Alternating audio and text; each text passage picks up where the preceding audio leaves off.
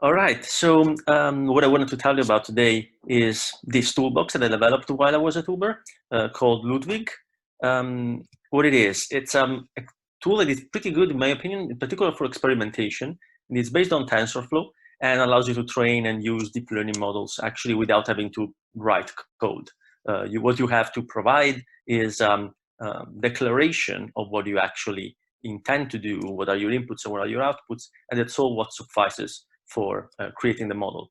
And also you can tune many parameters, and I can show you how to do all these things. Since I released it like a year and a half ago, it has been, relatively popular on GitHub with 6,700 stars, and there's quite a few downloads per month and a lot of contributors and a lot of commits per month. So it's a pretty active project that I'm continuing working on a lot. And you're more than welcome to join me and, post issues, contribute, pull requests, and whatever. The community is really nice. These are some of the companies that are using it. At the top, you can see Uber, Apple, Music Match, which is a startup in Bologna, and Coveo, which is a search engine company from Canada, and also some organizations, some universities that are using it for teaching purposes, and some other collaborations that I have going on with other companies that are doing integrations with Ludwig. So these are basically the same principles that I try to follow when designing Ludwig. First of all, I try to make it like a general tool, and there's a new abstraction based on data types that allows you to solve using Ludwig many different machine learning problems. So not only NLP, but for includes NLP, but not only for NLP. Moreover, what I wanted to do is I wanted to make it flexible so that also people that don't know much about machine learning and deep learning can use it, but experts also can find some value in Ludwig because it makes their life much easier. I try to make it also really extensible because every day there's a new paper, every day there's a new development in the literature, and so keeping up with it, it can be difficult for one person only, but I made it so that adding new things and adding new algorithms, adding new architectures, it's really simple. I also tried to make it understandable. Obviously, the contents of the model are difficult to really understand, but what I tried to add to Ludwig is a set of visualizations that allow to visualize the results of the training of the model, both in terms of their performance and in terms of comparison of their predictions. I also strive to make it as easy as possible. I have both a command line, a really simple command line interface, and a programmatic interface that allows you to basically train a deep learning model with 2 lines of code. And it's also, again, an open source project released under Apache License 2. So let's start with a simple example. Assuming that we have data that is structured this way, we have 2 columns, and one is the column of the content of a news, and the other column is the classification of that column of a news. And what we want to achieve is to have a model that, trained on this data, given a new news, predicts its class. This is what you have to specify in Ludwig in order to train such a model. You have to use the command Ludwig experiment. You have to specify the data. In this case, you're providing it as a CSV file. And you have to specify this model definition, which is the declaration of what you want the model to do.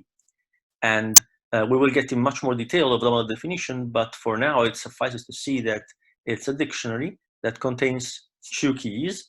One, it's input features, and one, it's output features. The values of those keys are lists, because you can have more than one input feature and more than one output feature. And each element of this list is a dictionary itself with a name that is exactly the name of the column from the data file that you're providing, and a type, which is one of the main new things that Ludwig introduces. In particular, in this case, for the news, we have type text, and for the class, we have type category.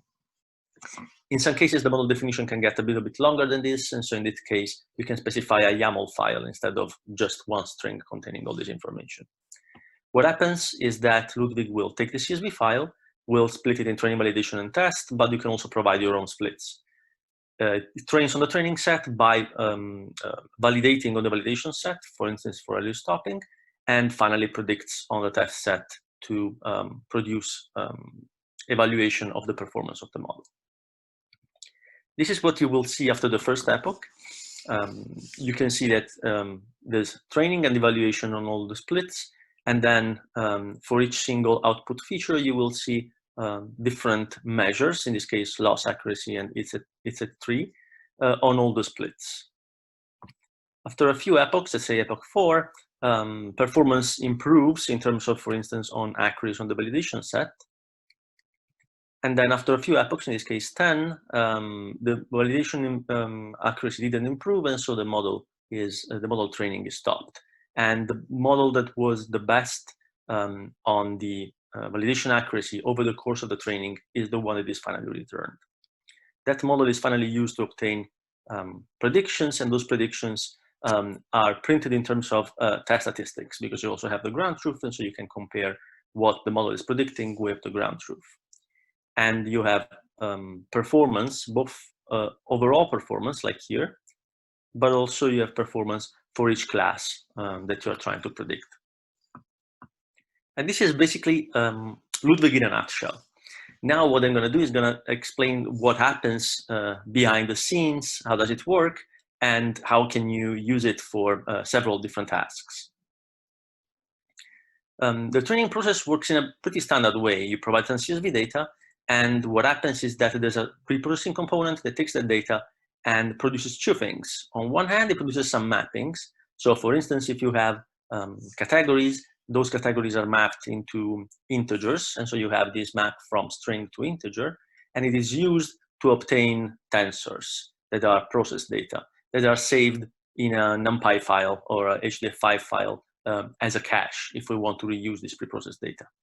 This preprocessed data then is provided to the model training that saves the weights and the upper parameters of the model.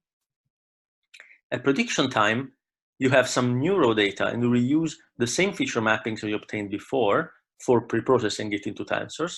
Those new tensors are provided to the model prediction component that loads the model from the weights and the upper parameters that are previously obtained and produces some predictions and scores in a raw format.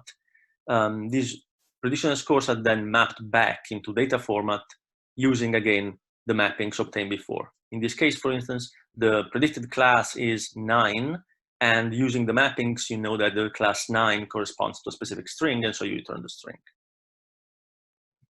When you run experiment, which is a command that I showed you before, what happens is that Ludwig does first the training and then the prediction. And so it produces the weights, the parameters, and the feature mappings all at the same time. It also produces the predictions, but together with them, it also produces some statistics, training statistics and test statistics as JSON files. All these files, the predictions and the statistics, can be provided to an additional component that Ludwig has, which is the visualization component, that finally allows you to obtain some graphs. So what happens under the hood? There are three main pieces that make like the magic of Ludwig. One is the data type abstraction, and I'm going to show you many, many examples of that. The second is the declarative model definition.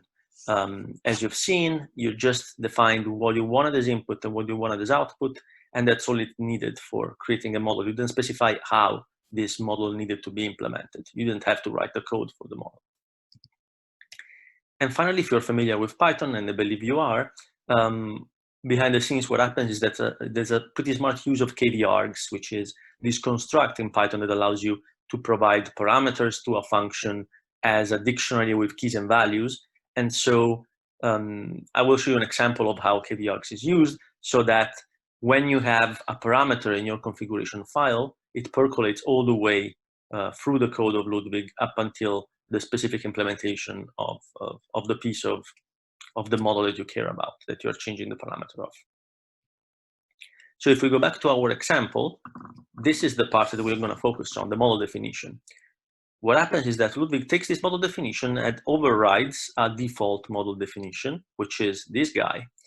Seems complicated, but it's actually not. It's divided in 5 sections. Input features and output features. For those, we have already seen an example, but there are 3 more components to this model definition. One is the, oh, there's an error there. That input feature should be combiner. Sorry, that orange part should be combiner. And then training and preprocessing. And we're going to go into details of all of this. First of all, why do we need actually this input feature combiner and output feature structure? Ludwig is based on this idea of data types. And so it allows you to specify several different data types. And according to the data type, data is pre-processed and then encoded into some latent representation. The latent representation of different data types at the same time are combined by the combiner that provides information to the decoders for decoding into raw data again. And so by selecting which data type you want to use for a specific task, what you obtain is you're solving a different machine learning model. So for instance, the example that I showed you was text in and category out, and what you obtain is a text classifier. But you could have specified an image as input and text as output, and you would have had an image captioning system. Or you could have specified categories, numerical and binary features as input, and a numerical value as output, and you would have had a pretty classical regression problem. Or you could have had audio and speech as input and binary as output, and that could have been a speaker verification system. Or you can also combine several different modalities, and you could have had text as input and image as input, and a binary decoder to have a visual question answering system that answers yes or no questions given an image.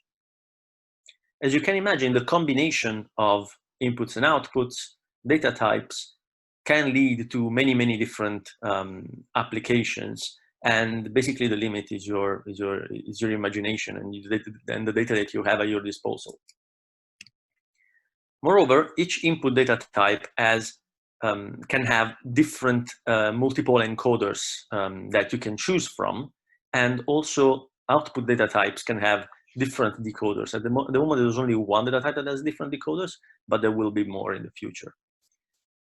And for instance, for text, I have at the moment these 6 encoders.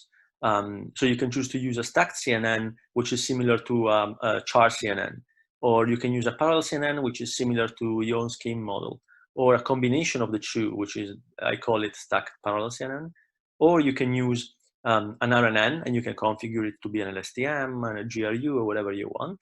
A combination of the two, CNN with RNN, and also a transformer-based model. In particular, you can import BERT. And the way you use them is, this is the part of the model configuration that is within the dictionary that defines a specific input feature. We have seen it before with the example news text. So all you have to do to use a specific encoder is, well, you have to specify the name and the type. Those are always needed to be specified. But you can also specify encoder and choose among all the ones that I showed you before. Specifically for text features, you can also choose if you want to do splitting at the level of words or characters. And I'm going to add soon enough also BPE encoding and all other ways to split. All the other gray parameters that you see here are optional parameters that, if you want, you can specify for changing the architecture of this parallel CNN. For instance, you can change the number of filters, the embedding sides, the fully connected sides, the activation, and so on and so on. But you don't have to.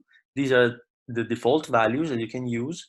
You can change them if you want.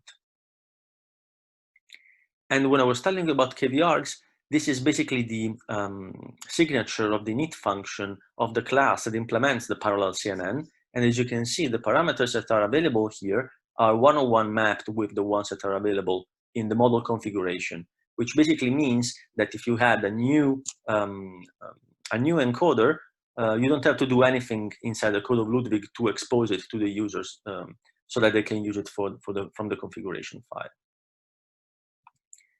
And similarly, you can have you can use a StackedCNN instead. All you have to change is just the encoder. You can just say that you want StackedCNN to be the encoder. And obviously, all the other parameters may change between different encoders. For instance, if you use an RNN, you have the as parameters you have the cell type, which could be RNN, LSTM, or GRU, the state size, if it's going to be bidirectional or not, and so on. So the parameters can be different, but in order to change from one to another, you just have to change one string, the encoder, associated with the encoder keyword.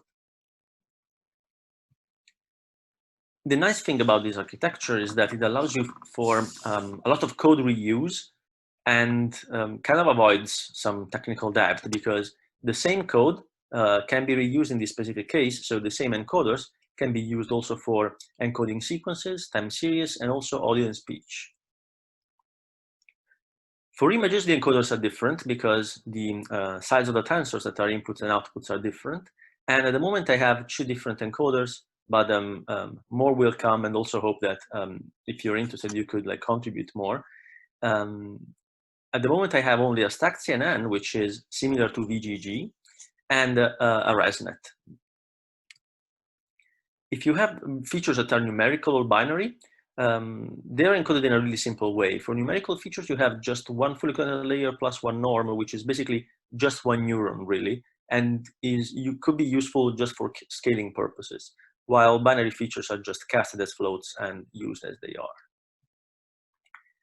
Category features can be encoded both in a dense way, where you have an embedding matrix, and the embedding matrix is used for encoding the category, and then fully connected layers on top, or you could use a one-hot encoding.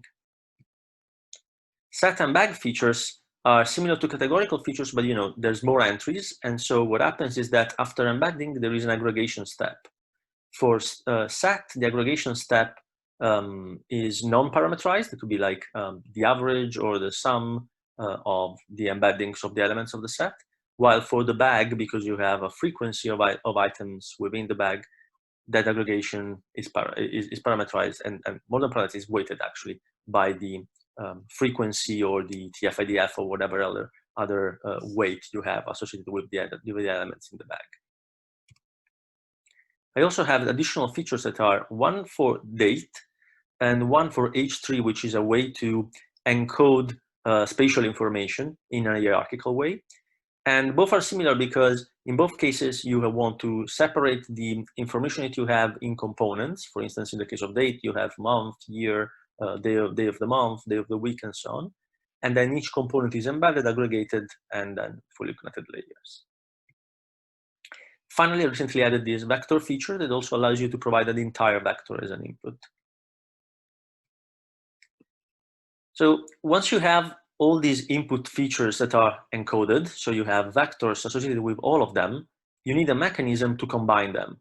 And in Ludwig, there's several mechanisms. The most simple one is the Concat combiner. It's also the default one. And so what it does, it just takes these representations, concatenates them, and passes them through fully connected layers. And as you can see from the bottom, this is how you specify it in your configuration file. And you can control how many fully connected layers and a bunch of other parameters, but you don't have to, because this is the default one. So if you don't specify anything, it is used as it is. After the combiner combines information from different input features, it provides an output representation to the decoders. And depending on the different decoders that you decide to use, you're basically solving a different machine learning problem. If the decoder is a numerical decoder, what you're doing regression, and you can specify a bunch of parameters that are available for you. For instance, in particular, you have the loss, which by default is mean squared error, but you can change it. And also each output feature has its own fully connected layers, and so you can have parameters for those fully connected layers. But by default, the number of layers is 0 in this case. So you can just add more layers if you want. The binary feature decoder works in a really similar way to the numerical feature decoder. The only difference is that you have a sigmoid on top of the projection, and the loss is different because here you can use the binary cross entropy. Plus, there's also a threshold parameter that you can set in order to increase the requirements for the confidence of the model for making the prediction to be true, or decrease it. You have control. The category feature decoder, on the other hand, instead of projecting to dimension of 1, projects to the dimension of n, and then applies a softmax, pretty standard. What you have at your disposal here is many parameters for the loss. By default is the softmax cross entropy, but there's also a variant that is sampled, and you have all these parameters to tune it the way you want, to change the weight for each single class, to have confidence penalty, to have weights for each of them, for each of the classes, and so on and so on. So you have a lot of control over the definition of your loss. The set feature works in a similar way to the multi-class, category. And if the category allows you to do multi-class classification, the set feature allows you to do multi-label classification, because now the different labels are not in competition anymore. There's no softmax, but there's a sigmoid layer. And so the loss that you're using here is sigmoid cross entropy. And finally, the vector features allows you to predict multiple outputs all at the same time, and you can optimize them through a loss that is either mean squared error or cross entropy. Oops, sorry, here I was missing the animation. So for sequence feature decoding, there are actually two different decoders here. At the moment, is the only feature that has two decoders. One is a tagger, which assumes that the input is a sequence too, and tags each element of the input with one class. This is useful, for instance, for doing information extraction, name entity recognition, part-of-speech tagging, and all these NLP tasks. But you also can have a generator, which is an autoregressive model that takes the input and generates one token at a time, feeding back the generated token as input to the next step. This is useful when you have an output sequence that is of a different length of the input sequence, for instance, for doing machine translation or image captioning or all these sort of things. If you have more than one output feature, you can define dependencies between them so that their output is the input to another output feature, and you can create these directed acyclic graph. And anyway, all the losses are combined and optimized together in a multitask learning fashion. You can also change all the training parameters. These are the default ones, but you can again have full freedom to change them. You can change like the batch size, the number of epochs, how many epochs to wait before early stopping, what optimizer to use and what parameters of the optimizer to use, the learning rate, and so on and so on. So you have a lot of control over the training process. And also you have control over the pre-processing process, which means that you can specify either some general parameters like how do you want to split your data, but also some parameters that are specific to the feature types. Like for instance, for text, you want to say how big is the vocabulary by specifying the most common, how many most common words to keep, or what's the maximum length of a piece of text. And the same applies to also all the other types of features. For text preprocessing, in particular for the tokenization, I use Spacy, and so you have all these languages, and recently I added more new languages because there's a new release of Spacy with more languages, also Chinese and Japanese included, and also Polish. And so you can choose which one you want to use from the preprocessing configuration part that I showed you before. Yeah, so this is basically all there is to Ludwig at the moment. And so now I'm going to show you some examples of things that you can do with it, and also what are the next steps that I'm going to take in the near future. So let's go back to our first example. Now it will be pretty clear after all this explanation, I hope, that if you have data that is structured this way, so with two columns, news and class, you can have a model definition that is just, for input features is a list of one element of name news and type text. And here, for instance, I want to use a parallel CNN, so I specify encoder parallel CNN, and I want it to work at the level of words. And for the output, I specify the name class and the type category. If I want to have an image object classification, for instance, all I have to do is I take the same model configuration, just change the name and call it image path, because that's the name of the column there. And the type, instead of being text, now it's image. And the encoder that I want to use for this specific case is the StackedCNN. But I could have used also the ResNet. They just have to change that parameter encoder from StackedCNN to ResNet. For a speaker verification system, let's assume that we have these two columns with two the path to two audio files. And what I want to return is if the two files are from the same person or not. And so the way to do it is I specify in this case two input features. One is speech path 1, the other one is speech path 2. One interesting thing here is that I specify these tide weights parameters. And so I make it so that the encoder, the weights of the encoder for speech path 2 and the weights of the encoder of speech path 1 are the same. And at the end, I specify for the output feature the name same and the type binary, because in this case, it's just a binary classification. If I want to use, if I want to train a model for expected time of delivery, this is really similar to a model that was, it is deployed right now at Uber. It's just a simplified version of it. What we have here is a data set that contains the restaurant, what we ordered from a restaurant, and what time and what minute. And what we predict here is the number of minutes that it will take to deliver that order. And here you can see in the model configuration, you have 4 elements: restaurant, we treat it as a category; order, we treat it as a bag, because we can order more than one element of the same type; and hour and minute are treated as numerical values. And what we're predicting is ETD, which is a numerical value, and we're going to use, for instance, in this case, mean absolute error as the loss.